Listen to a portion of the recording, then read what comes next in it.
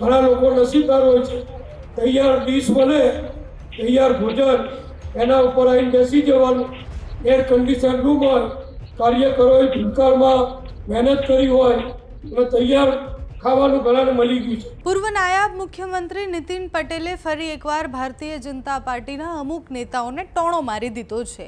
કડીમાં અભિવાદન સમારોહ હતો, કાર્યક્રમ હતો અને કાર્યક્રમ દરમિયાન જ્યારે નીતિન પટેલ બોલી રહ્યા હતા ત્યારે એ ચૂંટાયેલા નેતાઓને એવું કહી રહ્યા હતા કે નરેન્દ્ર મોદીના નામ પર અને ભારતીય જનતા પાર્ટીના સિમ્બોલ પર તમે જીત્યા છો એટલે તમે ખિસ્સામાં હાથ રાખીને ન ફરતા, તમારે ધ્યાન રાખવું પડશે કે તમે કઈ રીતના જીત્યા છો।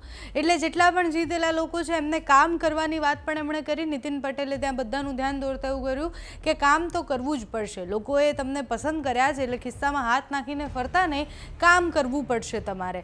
સાથે જ ભારતીય જનતા પાર્ટીના નેતાઓને એમને ટોણા પણ માર્યા છે ઘણા બધા। ત્યાં કડીની આસપાસના જેટલા પણ નેતાઓ છે બધાને બહુ શાનમાં સમજાવી દીધું છે। આની પહેલાં પણ અનેકવાર નીતિન પટેલે જાહેર કાર્યક્રમમાં નેતાઓને કહ્યું છે કે તમને પદ આપવામાં આવે છે તો તમે ભારતીય જનતા પાર્ટીના કાર્યકર્તા અને સૈનિક છો એ યાદ રાખીને તમારે કામ કરવા પડશે, નહીંતર લોકો ઊભા નથી રહેવા દેતા એવા વિડીયો બને છે અને લોકો ભગાડે છે એવા વિડીયો પણ બને છે। એટલે એવું ન થાય કે ખાલી માત્ર ને માત્ર મત માંગવા માટે તમે જાઓ અને આખા 5 વર્ષ કશું જ ના કરો, ના દેખાવ તમે। આ વાત પૂર્વ નાયબ મુખ્યમંત્રી નીતિન પટેલે જે તે સમયે કરી હતી। ફરી એકવાર એમને જીતેલા નેતાઓને યાદ કરાવ્યું છે કે તમે સાહેબના નામ પર જીત્યા છો। તો નીતિન પટેલે કડીના એ કાર્યક્રમ દરમિયાન શું કહ્યું તે સાંભળો।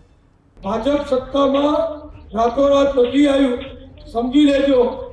અહીંયા કડીની 28 સીટની વાત થઈ, તાલુકા પંચાયતની વાત કરી, જિલ્લા પંચાયતની સાથે સીટની વાત કરી। નવી પેઢીને ખબર નથી કે આ બધું કેવી રીતે થયું।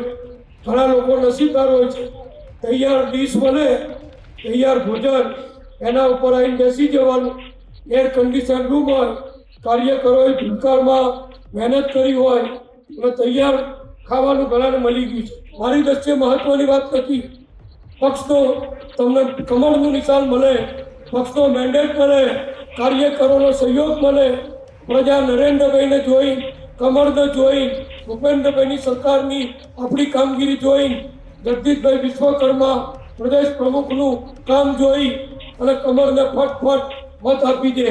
આજે પણ હું કહું છું, હજુ ઘણા ઉમેદવાર એવા હશે જે ચૂંટાઈ નહીં બેઠા, એમને એમના વિસ્તારની પ્રજા ત્યાં લઈ જઈને ઊભા કરીએ તો કદાચ ઓળખતા પણ નહીં હોય।